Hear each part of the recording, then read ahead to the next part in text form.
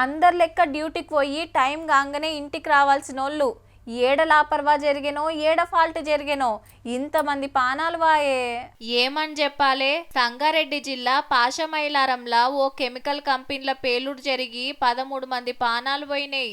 దెబ్బలు దాకినోళ్లను దవాఖానకేసుకపోతే కొందరు లోపట్నే చిక్కబడ్డారట. కంపెనీ బ్రాంచ్ మేనేజర్ సుతా జీవిడ్చిండు.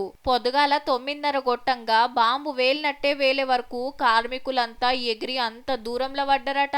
విస్ఫోటనం జరిగినప్పుడు ఆల్మోస్ట్ పాసమైలారం ఎంటర్ ఒక 5-6 కిలోమీటర్స్ వరకు ఈ వైబ్రేషన్ కంగారు పడ్డారు అందరూ. సో దానికి చాలా మంది పక్క నుంచి పారిపోయారు. 4 అంతరాల ఆఫీస్ బిల్డింగే కూలిపోయిందంటే చూడుండ్రిగా. కెమికల్ కంపెనీ అయ్యే వరకు ఘాటైన వాసన పొగ గమ్మేసింది చుట్టుముట్టు. 8 ఫైర్ ఇంజన్లు వచ్చి గంటల కమానం తిప్పలు పడితే మంటలాగినాయి. కార్మికులు బీహార్, మధ్యప్రదేశ్, ఉత్తరప్రదేశ్, ఒరిస్సాకెళ్ళొచ్చినోళ్లే ఎక్కువ మటుకు. 8 बजे ड्यूटी आया, जब फायर हुआ तो मैं वहाँ से काम कर रहा था, तब तक मैं देख नहीं पाया उसको. कोई मेडिकल भी बोले वहाँ जाके है बोल के उधर भी घूम के आए. ముచ్చట తెలవంగానే కార్మిక శాఖ మంత్రి వివేక్ వెంకటస్వామి సారు, దవాఖాన్ల మంత్రి దామోదర రాజనరసింహ సారు ఉరుకొచ్చిండ్రు.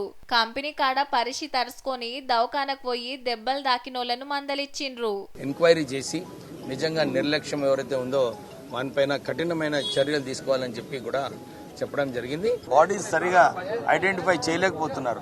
సో దీన్ని DNA టెస్ట్ చేసినప్పుడే మనకు కరెక్ట్ మంచి ఎవరు అని చెప్పి మనకు తెలుస్తుంది. కాలం చేసినోళ్లకు సంతాపం తెలిపి వాళ్ళ కుటుంబాలకు 2 లక్షలు, దెబ్బలు దాకినోళ్లకు 50,000 రూపాయలు సాయం చేస్తామన్నాడు ప్రధానమంత్రి మోడీ సారు. కంపెనీలతో మాట్లాడి ఎక్కువ సాయం అందేటట్టు చేస్తదట మన సర్కార్గిన. ఇంత పెద్ద ప్రమాదం ఎట్లా జరిగిందో తెలుసుకుంటానికి జరంత టైం పడుతుందట.